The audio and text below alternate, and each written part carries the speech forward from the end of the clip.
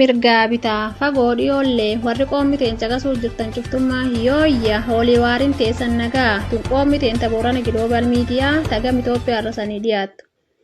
Akkeen Itoophiyaa guyyaan argurraan dhal 14 ganhum 2018 annami oduu biyya gurrisan buusu jirleello molu jaataniiti.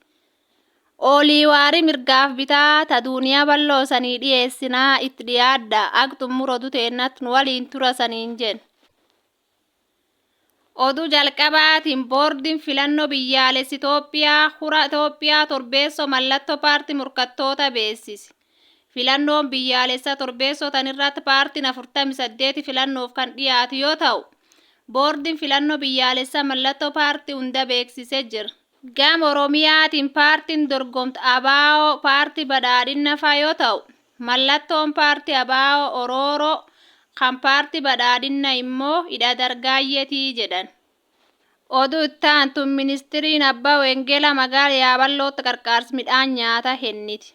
Ministiriin Abbaa Wengela miseensota isaa irra beese walitti qabuun qarqaarsi midhaan nyaataaf zayitii namoota 50 taasisuu isaa hoogganaan ministiricha Paaster Taadhii Galgaloo dubbatan.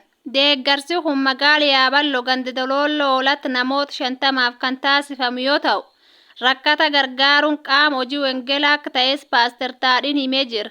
Namootni deeggarsa argatanis ministirichi galateeffatanii jiru. Oduu dhibiin dhaabbati miti mootummaa siifan godin booran baana dhaasi gandiraarof badhaasatti uummata qe'eessa irra buqqa'eef qarqaarsa akka taasise. Dhaabbati siifa Itoophiyaa aana dhaas keessatti maatiiwwan walitti bu'iinsan buqqa'anii gandiraarof badhaasa hees jiraniif qarqaarsi mimanaan jaaranii miman keessaaf qorichi bisaaniin qulqulleessan kenniti.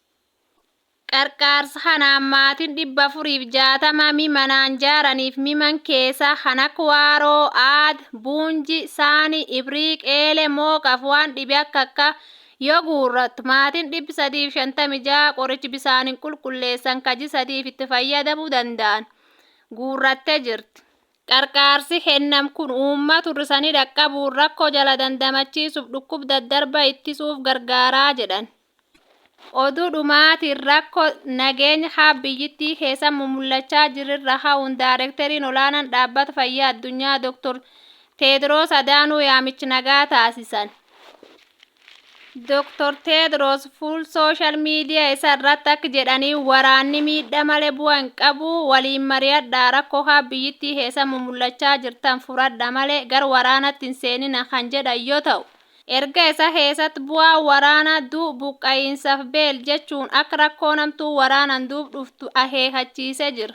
Qoraa bulaa deebana hordoftootteen taboorana giloobal miidiyaa daa'imtuun teenta mirga bitaa tagan Itoophiyaa ta'uu guyyaarraa sunirraa xumuraa oduu hedduu dhibiilla sumaan isaanii qopheessinaa.